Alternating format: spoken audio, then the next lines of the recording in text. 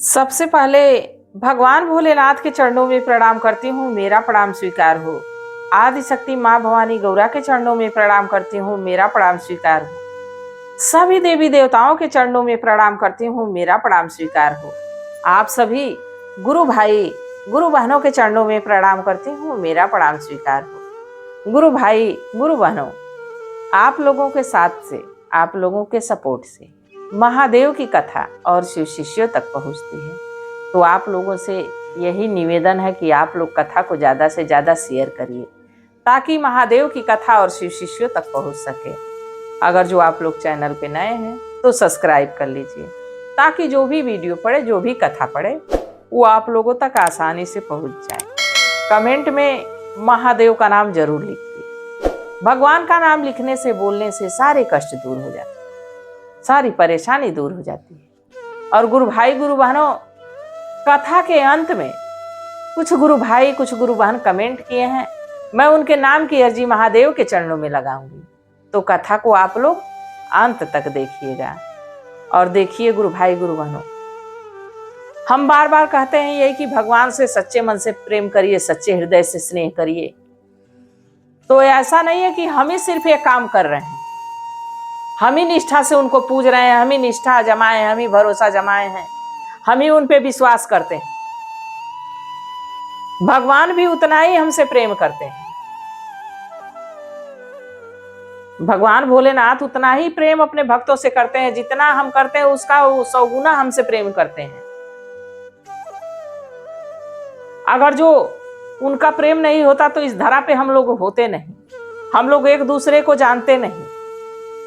हमारे जीवन में जो दुख सुख है सब उन्हीं का दिया हुआ है। सुख भी वही देते हैं, दुख भी वही देते हैं, पर दुख देते हैं, अपने भक्तों की परीक्षा लेते हैं। देखते हैं कि हमारा भक्त इस घड़ी में हमको याद रखता है कि नहीं, हमको मानता है कि नहीं मानता है। अगर जो हम कहीं पढ़ाई करने जाते हैं तो पहली क्लास से कुछ दिन पढ़ते हैं, इसके बाद हमारा एग्जाम होता है, हमारे मार्क्स देखे जाते हैं कि हाँ, हम कितना पढ़ाई किए, कितना निपुण हुए। फिर अगली क्लास में हमको प्रमोट किया जाता है, फिर अगली क्लास में भी हमारी उसी तरह पढ़ाई होती है, फिर परीक्षा होती है। तो ऐसे ही समय समय पे भगवान भी हमारी परीक्षा लेते हैं। तो हम टूट क्यों जाते हैं? क्यों उनसे भरोसा उठ जाता है? क्यों हम उनको कोसते हैं? नहीं, हम जैसे पढ़ते हैं, बुक्स को पढ़ते हैं, किताब पढ़ते हैं, तो उसको एकदम रट मारते हैं, पूरा एकदम पढ़ डालते हैं, फिर भी कुछ कुछ छूट ही जाता है। और जब एग्जाम आता है तो लगता है कि दिमाग से सारी बातें ही निकल गई, जो हमने पढ़ा था कहाँ चला गया। कुछ देर के लिए सन्न हो जाता है, पूरा मन शून्य हो जाता है, कुछ याद नहीं आता है। फिर कुछ कुछ याद आने लगता है तो हम अपने एग्जाम में उसको लिखते हैं। तो वैसे ही संकट जब आता है, जब हमारी परीक्षा शुरू होती है तो संकट आता है। उस समय दिमाग बिल्कुल शून्य हो जाता है। ये नहीं दिमाग काम करता है कि हम कौन सा फैसला लें, क्या करें कि ये तकलीफ से हम बाहर निकल जाएं। पर फिर धीरे धीरे धीरे धीरे धीरे धीरे भगवान हमें ऊर्जा प्रदान करते हैं जिससे हम उस संकट से बाहर निकल जाते हैं। फिर सुख की तरफ हमारा जीवन चल देता है। जब घोर दुख आ जाए तो समझिए कि सुख का प्रारंभ भी होने वाला है। जैसे रात घनी हो जाती है तो अब जैसे 12 बजता है तो होता है ना कि अब क्या, आधी रात बीत चुकी है, बस सुबह आने वाली, होता है ना।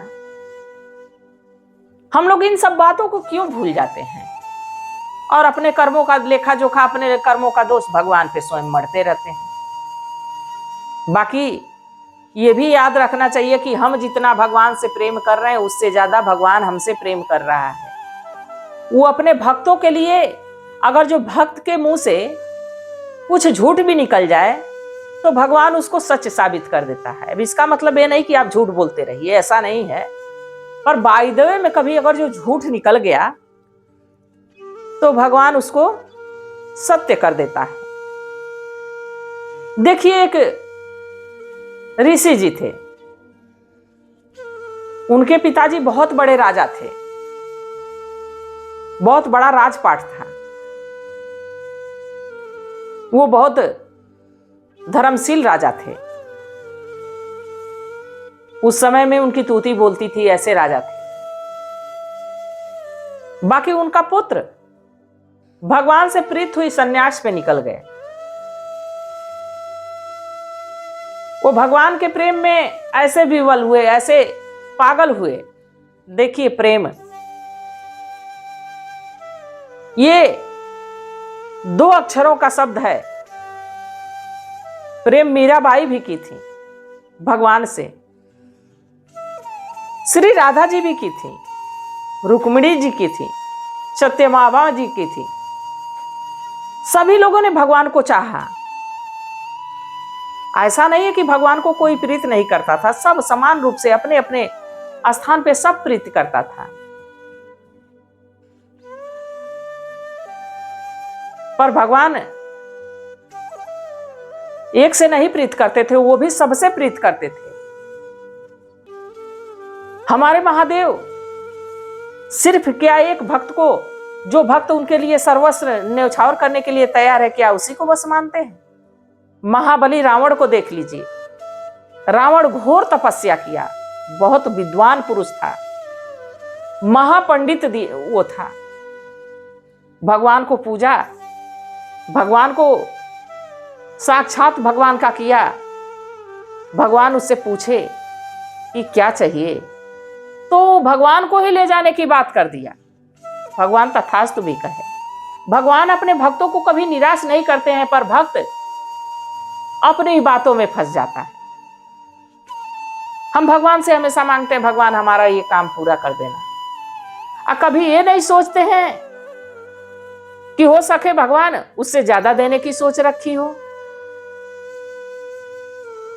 हमने कहा कि भगवान हमारा एक छोटा सा घर बन जाए।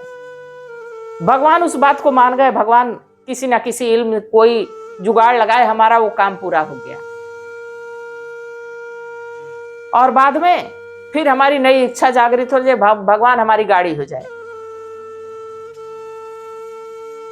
तो भगवान तो पहले से सोच रखे थे कि इसको इतना देंगे कि इसको किसी चीज की जरूरत नहीं रहेगी। पर तुम बारी बारी मांग रहे हो, तो भगवान की इसमें क्या गलती है? तुम मांगे ही नहीं रहते। मांगना क्या है, मांगना क्या है वो तो सब जानते हैं। सब कहता है भगवान अंतर्यामी है, और भगवान को एक प्रसाद का लालच दे, भगवान ये प्रसाद हम चढ़ाएंगे, ये काम हमारा हो जाए। वो तो अंतर्यामी है, सब जानते हैं। और हम अपनी स्वयं की बात कर रहे हैं। हम कभी घर से कोई बात सोचेंगे कि हम ये भगवान से जाएंगे तो जरूर इस बात की अर्जी लगाएंगे, जरूर इस बात को कहेंगे। और जब भगवान के दर पे पहुंचते हैं, उनके चेहरे को देखते हैं, उनके मुखड़े को देखते हैं, तो सारी बातें भूल जाती हैं। हमको कुछ याद भी नहीं रहता है कि हमने सोचा क्या था। और कब याद आता है? जब फिर वहां से वापस लौट आते हैं, तब ओहो हमने तो ये बात भूल गई। ऐसा और लोगों के भी साथ होता होगा। और देखिए, कभी कभी भगवान को याद करते समय आंखों में आंसू भी आ जाते हैं। तो उस समय बहुत लोग कहते हैं कि ये अपशगुन है, ऐसा नहीं है। उस समय जितना आप भगवान को याद कर रही हैं, उससे ज्यादा भगवान आपको याद कर रहे हैं। इस बात को समझिए कि जितना आप भगवान को याद कर रहे हैं, भगवान उससे ज्यादा आपको याद कर रहे हैं। तो गुरु भाई, गुरु बहनों, सोचिए कि वो जो ऋषि बन गए, वो राजपाट चला सकते थे। इतना बड़ा राज्य था। अपने पिता के बाद राजा उन्हीं को बनना था। सारे सुखों का त्याग कर दिए। हम सब कर सकते हैं धन का त्याग? सबको तो धन की लालच पकड़ी हुई है। कोई धन का त्याग कर सकता है? कोई नहीं कर पा रहा है। सब धन धन धन धन किया हुआ है। सब धन इकट्ठा करने के चक्कर में पड़ा हुआ है, और ये नहीं जानता है कि एक तिनका तक, एक सुई तक नहीं जाने वाली। कुछ नहीं, हमारे शरीर पे एक वस्त्र तक नहीं रहता है। सनातन धर्म में ऐसा है कि सारे बंधनों से मुक्ति दे दी जाती है, सब कुछ निकाल लिया जाता है। यहां तक कि जो कफन उड़ाया जाता है, वो भी शमशान में जाने पे वो भी खींचा जाता है। तो गुरु भाई गुरु बहनों कुछ जाना नहीं है, सिर्फ साथ जाएगा तो शिव का नाम जाएगा, हरि का नाम जाएगा, और कुछ जाने वाला नहीं है। व्यक्ति कहता है ना कि क्या लेके आए थे और क्या लेके जाएंगे। लेके तो कुछ नहीं आए थे, अपनी भाग्य और किस्मत के भरोसे यहां आ गए थे, पर लेके हम प्रभु का नाम जाएं। ऐसी कामना करनी चाहिए कि हे प्रभु, हम आपका नाम ही लेके जाएं। जब हमारी सांस टूटे, जब हमारे प्राण छूटे, तो आपके नाम के सहारे छूटे। और सत्य मानिए कि अगर जो ऐसा होता है तो आप सीधे भगवान के पास जाएंगे, जन्म मरण सबसे मुक्ति मिल जाएगी। अब वो ऋषि तो बन गए, पहाड़ों में तपस्या करने लगे। तभी एक राज्य में एक सेठ जी थे। सेठ जी का अन्न धन बहुत था, पर उनकी कोई संतान नहीं थी। बहुत से देवी देवताओं की पूजा किए, बहुत से ज्योतिषी को दिखाए, बहुत से चिकित्सकों को दिखाए, कुछ हासिल नहीं हुआ। सबने उनको यही जवाब दिया कि आप को संतान हो ही नहीं सकती, आप में बहुत बड़ी कमी है, आपको संतान प्राप्ति का योग नहीं है। ज्योतिषी कहते, चिकित्सक कहते कि साइंस के हिसाब से आपको बच्चा हो ही नहीं सकता। निराश हो गए थे, उदास हो गए थे। तो सोचे कि अब तो हमारे बाल बच्चे आगे होने वाले हैं नहीं, आज तक जितना धन कमाया सब व्यर्थ ही है, अब अपने ही ऊपर खर्च करना है, और कुछ समय के बाद जब देह त्याग देंगे तो इस धन का होगा क्या। इससे बढ़िया कि अब छोड़ो ये सब मोह माया, अब चलो हम भी संन्यास ले लेते हैं, किसी गुरु जी से गुरु दक्षिणा ले लेते हो, और हम भी सन्यासियों की तरह जीवन जिए। उनको किसी ने उसी ऋषि के बारे में बताया कि देखो वो बहुत पहुंचे हुए ऋषि मुनि हैं, बहुत बड़े तपस्वी हैं, अगर जो उनसे दक्षिणा मिल जाए, उनसे दीक्षा मिल जाए तो जीवन धन्य हो जाएगा। अब ये सेठ जी चलते चलते पहाड़ियों में पहुंचे ऋषि मुनि के पास। ये समाधि में बैठे हुए थे, ये भी जाके उनके समीप बैठ गए। कुछ देर में जब उनका ध्यान टूटा तो पूछे कि अरे वत्स, इस बीहड़ में, इस वीराने में क्या कर रहे हो। वो कहे कि भगवान, अगर जो आपकी दीक्षा प्राप्त हो जाए तो मैं धन्य हो जाता है। तो पूछे कि अभी तुम क्यों दीक्षा धारण करना चाहते हो, तुम तो गृहस्थ लगते हो। तो कहे कि हाँ, गृहस्थ हूं पर दीक्षा धारण करना चाहता हूं। अब मेरा इन सब चीजों से, मोह माया से सब अब विश्वास उठ गया है। अब हमारे जीवन में बस बचा क्या है, भगवान का नाम लेना। अब मैं भी दीक्षा प्राप्त करके सोचता हूं कि इसी पहाड़ियों में अब अपना जीवन व्यतीत करूंगा। तो जानते हो ऋषि मुनि क्या कहे, अभी तुम्हारा समय नहीं हुआ है। तुम जिस वासना में डूबे हुए हो, तुमको पुत्र प्राप्ति की चाह है। सेठ जी तुरंत उनका माथा ठनका कि ये तो बात हमने गुरुदेव को बताई नहीं थी, पर गुरुदेव तो इतना तप किए, इतना साधना किए कि जान रहे हैं। हाँ गुरुदेव, पर वो हो नहीं सकता है। अब गुरु जी पूछे कि क्यों। कहे नहीं नहीं नहीं, हो ही नहीं सकता, क्योंकि सारे चिकित्सक मना कर दिए कि साइंस के हिसाब से कि अब हमारी संतान नहीं हो सकती, और ज्योतिषी कहते हैं कि योग ही नहीं है। अब जो ऋषि मुनि थे वो कहे जाओ तुम्हारी संतान होगी, कहे कि जाओ तुम्हारी संतान होगी, पहले तुम अपना गृहस्थ जीवन देखो, इसके बाद जब तुम्हारी संतान हो जाएगी आना दीक्षा लेना और भगवान के मार्ग पे चल देना। क्योंकि जो गृहस्थ में है, जो परिवार में है, उसके प्रति, परिवार के प्रति कुछ जिम्मेदारियां बनती है, उस जिम्मेदारियों को निभाने के बाद ही संन्यास धारण कर सकते। पत्नी तुम्हारे वियोग में तड़पेगी, मां तुम्हारी राह देखेगी, पिता तुम्हारे राह देखेंगे, क्योंकि तुमने विवाह से पहले नहीं संन्यास धारण किया था, तो अभी तुम गृहस्थ में हो, तुम्हारा बच्चा होगा, तुम जाओ। ऋषि मुनि उनको लौटा दिए। और सत्य मानिए कि उनको 1 ही साल के बाद पुत्र हुआ। और आते समय सेठ जी मुनि जी से कह के आए थे कि जो भी हमारा पुत्र या पुत्री होगा, हम लाके आपके चरणों में समर्पण कर देंगे। अब जैसे ही बच्चा हुआ, उनको तुरंत याद आ गया, अपनी पत्नी से बच्चे को मांगे और लेके चले गए उसी बीहड़ पहाड़ में। गुरु जी के सामने रखते हुए कहे कि ये आपकी अमानत है, आप ही संभालो। गुरु जी मुस्कुराए कि हम भले इसको कह के भूल गए थे, पर इसको अपना वचन याद था। देखिए, जो हमारे मुख से निकलता है वाणी, वो हाथी के दांत के समान होती है। हाथी के दांत को आप लोग देखे ही होंगे, एक बार वो बाहर निकल जाता है, फिर अंदर नहीं जाता है।